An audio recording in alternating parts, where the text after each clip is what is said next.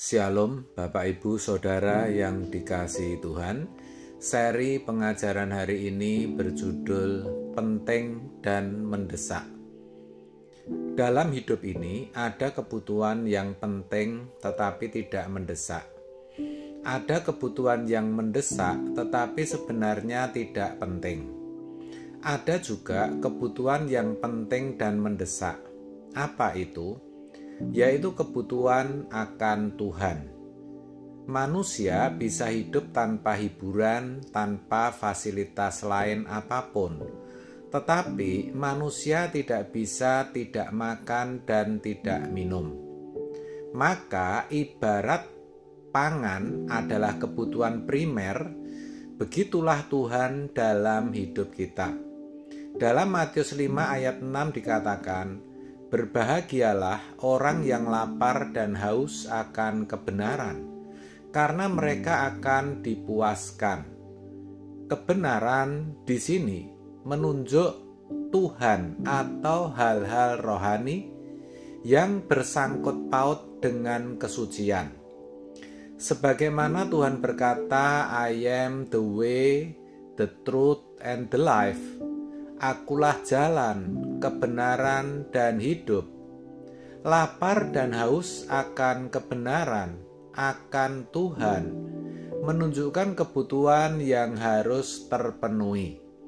Jadi kekristenan yang benar harus sampai pada tingkat kebutuhan yang mendesak akan Allah.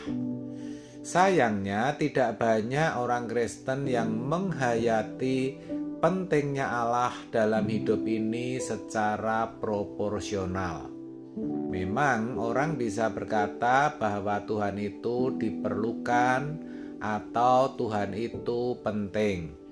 Tetapi kepentingannya tidak proporsional atau tidak sesuai porsi yang seharusnya. Harus diakui, menjadikan Tuhan segalanya itu tidak mudah. Dunia sekitar telah mempengaruhi dan mencemari kita. Dan tanpa sadar, kita itu sudah terpapar oleh pola hidup dan gaya hidup manusia di sekitar kita. Dengan demikian, sebenarnya kita itu belum bisa dikatakan percaya kepada Tuhan dengan benar atau secara utuh. Saudara, oleh karena dosa, jiwa kita sudah tidak memiliki kehausan yang benar terhadap Allah. Buktinya, kalau kita benar-benar percaya ada entitas yang maha kuasa, maha besar, yang menciptakan langit dan bumi, di mana Alkitab mencatat jejak dan langkahnya, yaitu Elohim semesta alam, maka kita pasti akan mengakui bahwa kita adalah orang paling kaya, paling beruntung, paling aman, karena bisa memiliki dan mengalami Tuhan, sehingga kita akan sungguh-sungguh mempertaruhkan apapun yang ada pada kita untuk memiliki dan mengalami Tuhan. Tetapi kenyataannya kan tidak begitu. Kita menjadikan Tuhan itu sekedar tambahan. Memang Tuhan tidak kita buang, dan kita tidak berkata tidak memerlukan Tuhan. Jujur, kita perlu, tetapi tidak menjadikan Tuhan segalanya dalam hidup kita. Oleh karenanya, kita harus sadar, jangan terus terpapar oleh pengaruh dunia, walaupun istilahnya kita sudah terinfeksi. Kita harus sungguh-sungguh berjuang untuk bisa memiliki kehausan akan Allah, sehingga kita bisa berkata seperti di Mazmur 73 ayat 25 sampai 26. "Siapa gerangan ada padaku di surga selain Engkau? Selain Engkau tidak ada yang kuingini di bumi. sekalipun dagingku dan hatiku habis lenyap, gunung batuku dan bagianku tetaplah Allah selama-lamanya. Bicara mengenai Allah harus realistis. Jangan seperti dunia yang selalu memandang Allah sebagai sesuatu yang adikodrati atau di luar kodrat. Memang benar saudara, ada hal-hal yang supranatural di dalam diri Allah. Maksudnya yang tidak bisa dipahami dengan pikiran umum. Kita percaya akan hal itu. Tetapi ingat, kalau Allah menyatakan diri dalam kehidupan manusia, pasti Allah juga masuk ke dalam wilayah-wilayah kodrati yang natural, yang bisa kita tangkap dan pahami dengan indera kita. Walaupun kita percaya kepada Allah bukan karena kita mengalami terlebih dahulu, juga bukan karena kita tahu lalu kita percaya, bukan. Melainkan kita percaya walau kita tidak tahu sebelumnya.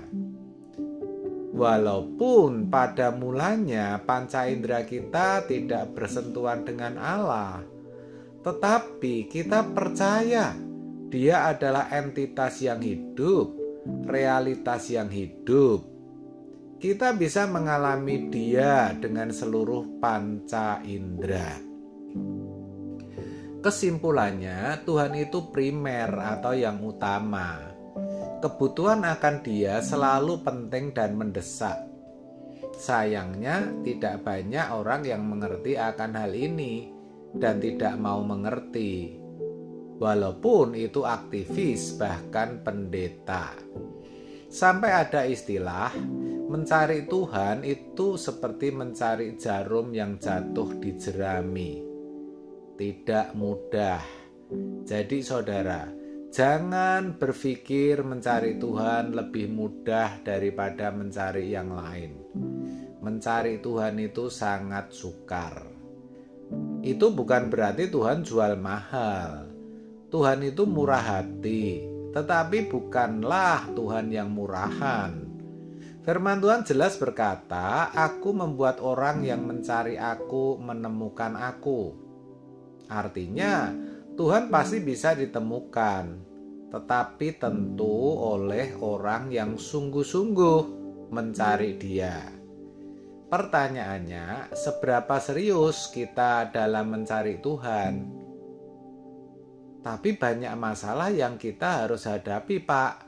Oh betul, tetapi jangan sampai masalah itu mencengkeram kita lebih kuat daripada kerinduan kita mencari Allah.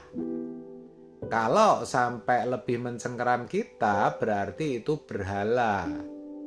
Saudara, berhala itu bukan hanya patung, dewa-dewi, atau ilah agama tertentu. Masalah yang mencengkeram hidup itu bisa menjadi berhala. Orang yang memberhalakan masalah biasanya sikap hatinya salah. Sikap hatinya berbunyi begini, "Kalau Engkau tidak tolong aku Tuhan, aku tidak mau melayani Engkau. Kalau Engkau tidak tolong aku Tuhan, aku tidak bersuka cita. Kalau Engkau tidak tolong aku Tuhan, aku tidak bisa bergirang, memuji, menyembah Engkau Tuhan." Nah, terhadap mereka Tuhan masih bisa sabar dan sering menolong juga. Tapi sebenarnya orang-orang seperti ini itu bodoh. Karena apa? Karena mereka mencari Tuhan dengan alasan tertentu. Mestinya kalau kita mencari Tuhan, ya karena kita tidak bisa hidup tanpa Dia yang merupakan sumber kehidupan. Dengan demikian, kita sejatinya menjadikan Tuhan kebutuhan yang penting dan mendesak. Dan inilah rahasia kehidupan Kristiani yang sejati. Amin. Tuhan Yesus memberkati.